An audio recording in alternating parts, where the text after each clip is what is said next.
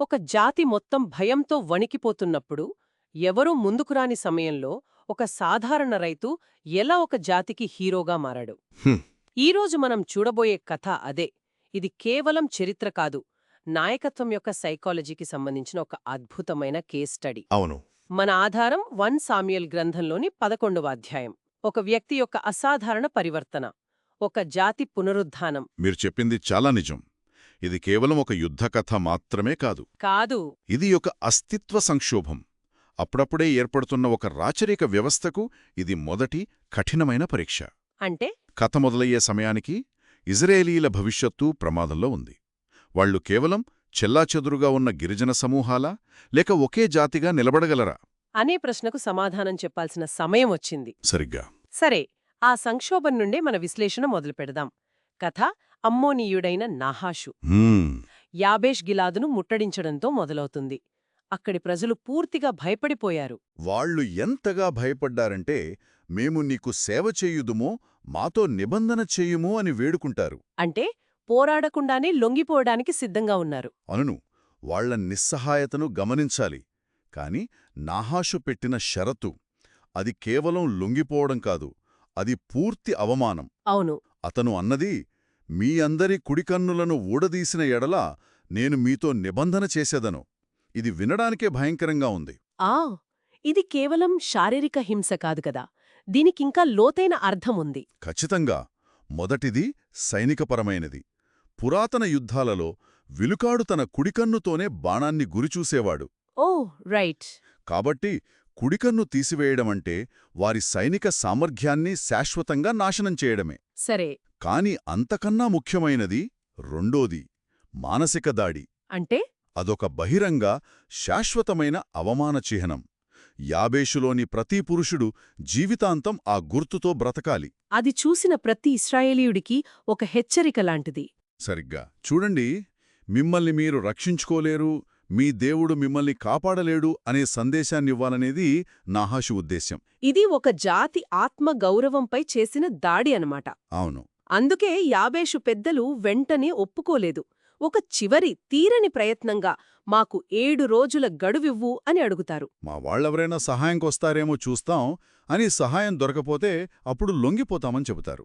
నాహాషు దీనికి ఒప్పుకోవడం ఆశ్చర్యంగా అనిపిస్తుంది కదా. నిజానికి అది అతని అహంకారాన్ని, ఆత్మవిశ్వాసాన్ని చూపిస్తుంది. అంటే ఈ 7 రోజుల్లో మిమ్మల్ని రక్షించడానికి ఎవరు వస్తారు అన్నట్టు. అవును, ఇశ్రాయేలీలు ఐక్యంగా లేరు, వారికొక నాయకుడు లేడు, వెళ్ళండి, ప్రయత్నించి ఓడిపోండి అని పరోక్షంగా సవాలు విసురుతున్నాడు. అతని దృష్టిలో ఇది లాంఛనమే. అంతే, లొంగుబాటును 7 రోజులు వాయిదా వేయడం మాత్రమే. సరే, యాబేషు ప్రజలు ఈ భయంకరమైన గడువుతో నిస్సహాయంగా ఎదురుచూస్తుంటే ఆ సహాయం ఎక్కడ నుండి వస్తుంది?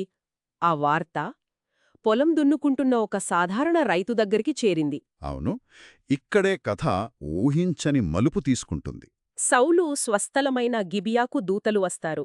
ఆ వార్త వినగానే ప్రజలందరూ బిగ్గరగా ఏడవడం మొదలుపెడతారు. వారి ప్రతిస్పందన భయం, దుఃఖం, నిస్సహాయత. ఆ సమయంలో సౌలు తన ఎడ్లను తోలుకుంటూ పొలం నుండి వస్తాడు. అతను రాజుగా అభిషేకించబడ్డాడు, కాని అతని జీవనశైలి ఇంకా మారలేదు. అవును, అతనింకా ప్రజల మధ్య ఉన్నాడు. ఆ వర్తమానం విన్నప్పుడు సౌలు స్పందన ప్రజల స్పందనకు పూర్తి భిన్నంగా ఉంది. ప్రజలు ఏడుస్తే సౌలుకు కోపమొచ్చింది. గ్రంథంలో దేవుని ఆత్మ అతని మీదికి బలముగా వచ్చెను, అతడు బహుగా కోపగించెను అని ఉంది. ఇది మామూలు కోపంలా అనిపించడం లేదు. కాదు, ఇది కేవలం భావోద్వేగం కాదు, ఇది ఒక పరివర్తన క్షణం. అంటే ప్రజల ఏడుపు నిస్సహాయత నుండి పుడితే, సౌలు ఆగ్రహం పవిత్రమైన బాధ్యత నుండి, ఒక ప్రయోజనం నుండి పుట్టింది. ఆ దేవుని ఆత్మ అతనిపైకి రావడమంటే అతని ఒక్క అసాధారణమైన స్పష్టత, ధైర్యం వచ్చాయని అర్థం చేసుకోవచ్చా? ఖచ్చితంగా. సాధారణ రైతు నుండి నాయకుడిగా మారే క్షణం అది. ఆ క్షణంలో యాబేషు సమస్య తన వ్యక్తిగత సమస్యగా మారింది. ఇక్కడే సౌలు చేసిన పని నన్ను ఎప్పుడూ ఆశ్చర్యపరుస్తుంది. అతను ఉపన్యాసమివ్వలేదు, ప్రజలను బతిమాలలందు లేదు. అతను ఒక కాడి ఎడ్లను తీసుకుని వాటిని ముక్కలుగా నరికి ఆ ముక్కలను ఇజ్రాయెల్ దేశమంతటా పంపిస్తాడు. దానితోపాటు ఒక భయంకరమైన హెచ్చరిక, సౌలుతోనూ సమూయేలుతోనూ చేరకుండువాడెవడో వాని ఎడ్లను నేను ఈ ప్రకారముగా చేయుదును. ఇది చాలా క్రూరమైన చర్య. కాని అత్యంత శక్తివంతమైనది కూడా. దీన్ని ఎలా అర్థం చేసుకోవాలి? ఇది కేవలం కోపంతో చేసిన పని కాదు. ఇదొక ప్రతీకాత్మక చర్య, ఒక సింబోలిక్ యాక్ట్ అన్నమాట. ఇదొక కొత్త సామాజిక ఒప్పందాన్ని బలవంతంగా స్థాపిస్తోంది. ఓ దానికి కట్టుబడి ఉంటాము అని చెప్పడానికి చేసే ఒక కర్మ. సరే. ఇక్కడ సౌలు చెల్లాచెదురుగా ఉన్న గిరిజన సమూహాలతో ఇలా అంటున్నాడు: ఇప్పటివరకు మీరు మీ గిరిజన విధేయతలతో బ్రతికారు, కాని ఇప్పుడు ఒక ఎంపిక చేసుకోవాలి. మీరు గిరిజన సభ్యులుగా విడివిడిగా ఉండి నాశనమవుతారా, లేక ఒక జాతిగా కలిసి నాతో వస్తారా? అని. సరిక. మీరు చెప్పిన దానికి నేనొకటే జోడించాలనుకుంటున్నాను. ఆ సందేశంలో అతను కేవలం నాతో రండి అని చెప్పలేదు. లేదు. సౌలుతోనూ సమూయేలుతోనూ చేరకుండువాడెవడో అని సమూయేలు పేరును కూడా జతచేశాడు. ఇది కేవలం కోపమా, లేక ఒక చల్లని, లెక్కవేసిన రాజకీయ ఎత్తుగడనా? అద్భుతమైన పరిశీలన. ఇది అతని రాజకీయ తెలివికి నిదర్శనం. అవునా? సమూయేలు ఆ కాలంలో దేవుని ప్రవక్త, అత్యంత గౌరవనీయమైన వ్యక్తి. అతని పేరును జోడించడం ద్వారా సౌలు తన పిలుపుకు దైవిక అధికారాన్ని, చట్టబద్ధతను ఆపాదించాడు. హా, అంటే ఇది కేవలం సౌలు అనే రైతు పిలుపు కాదు. కాదు, ఇది దేవుని ప్రవక్త ఆమోదించిన జాతీయ కర్తవ్యం. ఆ నరికిన ఎద్దుల ముక్కలు కేవలం ఒక హెచ్చరిక కాదు, అవి ఒక ప్రశ్న: మీరు ఎవరివైపు ఉన్నారు? ఆ చర్య ప్రజలలో భయాన్ని కలిగించింది. అవును, కాని అది ఒక ప్రత్యేకమైన భయం. గ్రంథం చెప్పినట్లుగా యెహోవా భయము. అది వ్యక్తిగత భద్రతను, గిరిజన విధేయతలను అధిగమించి అందరినీ ఒక్కతాటిపైకి నడిపించింది. ఆ పిలుపు అద్భుతంగా పనిచేసింది. ప్రజలు యొకడైననూ నిలువకుండా వారందరూ వచ్చిరి. అవును, బెజేకులో వారిని లెక్కించినప్పుడు ఇశ్రాయేలు వారు 3,00,000 మంది, యూదావారు 30,000 మంది. మొత్తం 3,30,000 మందితో ఒక భారీ సైన్యం.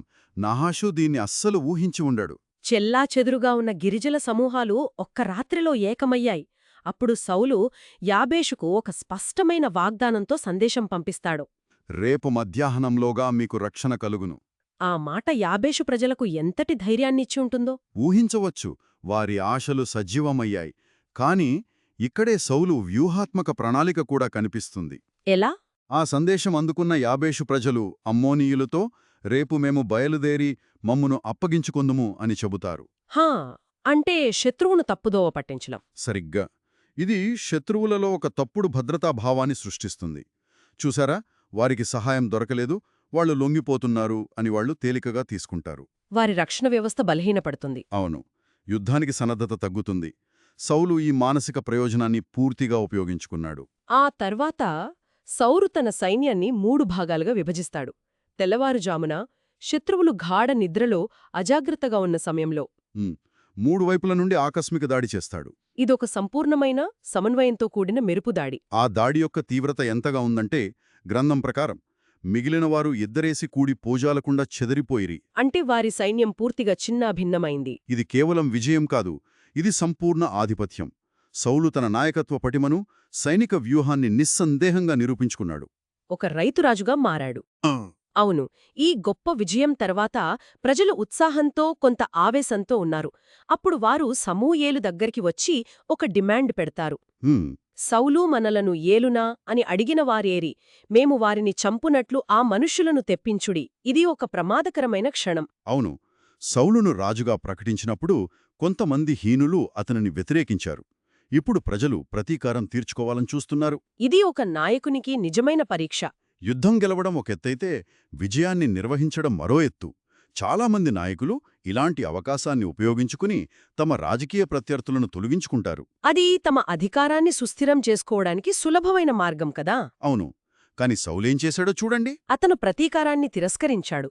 అతని సమాధానం అద్భుతం. నేడు యెహోవా ఇజ్రాయేలీయులకు రక్షణ కలుగజేసెను గనుక ఈ దినమున ఏ మనుష్యుని మీరు చంపవద్దు. ఈ మాటలలో అతని వ్యక్తిత్వం మొత్తం కనిపిస్తుంది. ఇక్కడ 2 ముఖ్యమైన విషయాలున్నాయి. ఏమిటవి? మొదటిది వినయం. నేను గెలిచాను అని అతను చెప్పలేదు. యెహోవా రక్షణ కలుగజేశాడు అని ఘనతను దేవునికి ఆపాదించాడు. అతన్లో అహంకారం లేదని చూపిస్తుంది. రెండవది కరుణ మరియు రాజనీతి. అతను ప్రతీకారం తీర్చుకునుంటే జాతిలో అంతర్గత కలహాలు మొదలయ్యేవి. ఇప్పుడిప్పుడే ఏర్పడిన ఐక్యత దెబ్బతినేది. అంటే ఇది కేవలం కరుణేనా, లేక తన అధికారాన్ని సుస్థిరం చేసుకోవడానికి ఒక తెలివైన రాజకీయ ఎత్తుగడ కూడానా? అది 2. గొప్ప నాయకత్వంలో కరుణ, రాజనీతి వేరువేరుగా ఉండవు. అవి కలిసి ప్రయాణిస్తాయి. అంటే శత్రువును క్షమించడం ద్వారా అతను తన నైతిక ఆధిక్యతను నిరూపించుకున్నాడు. అదే సమయంలో తన పాలనకు అంతర్గత ముప్పు లేకుండా చేసుకున్నాడు. అతను విభజనను కాకుండా ఐక్యతను ఎంచుకున్నాడు. సౌలు ఈ పరీక్షలో సంపూర్ణంగా ఉత్తీర్ణుడయ్యాడు. అవును, అతని సైనిక విజయం అతని సామర్థ్యాన్ని నిరూపిస్తే, ఈ కరుణతో కూడిన చర్య అతని రాజరీక యోగ్యతను నిరూపించింది. ఈ క్షణాన్ని సమూయేలు చాలా చక్కగా ఉపయోగించుకుంటాడు. అతను ప్రజలతో మనము గిల్గాలునకు వెళ్లి రాజ్య పరిపాలనా పద్ధతిని మరల స్థాపించుకొందాము రండి అని పిలుస్తాడు. ప్రత్యేకంగా గిల్గాలుకు ఎందుకు వెళ్ళాలి?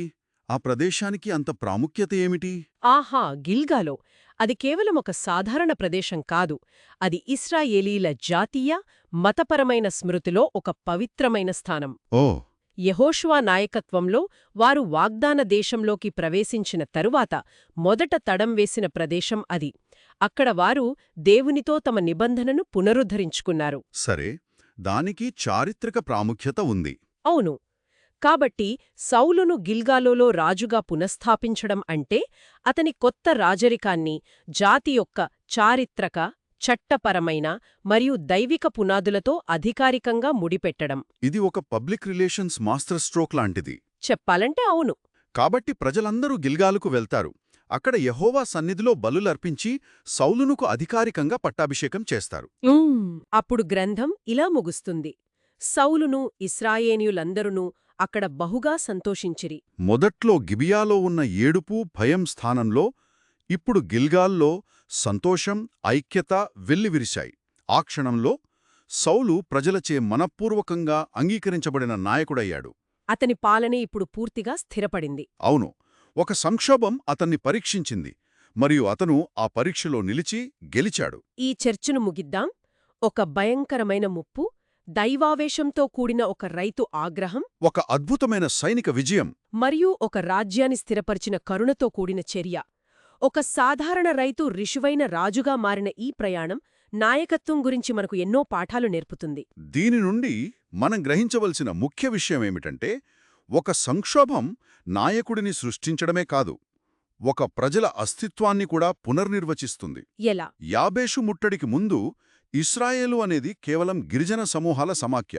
వారి మధ్య ఐక్యత బలహీనంగా ఉంది. కాని సౌలు నరికిన ఎద్దులతో వేసిన ప్రశ్న, మేమంతా ఒకే జాతిగా ఉన్నామా లేక విడివిడిగా ఉన్నామా?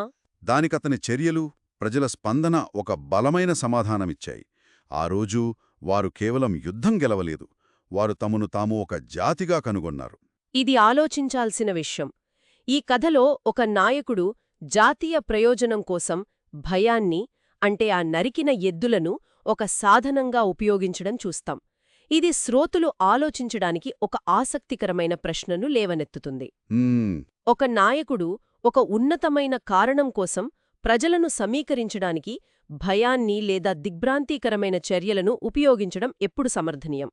ఆ చర్య ఎప్పుడు ఋషువైన నాయకత్వం నుండి నిరంకుశత్వంగా మారుతుంది?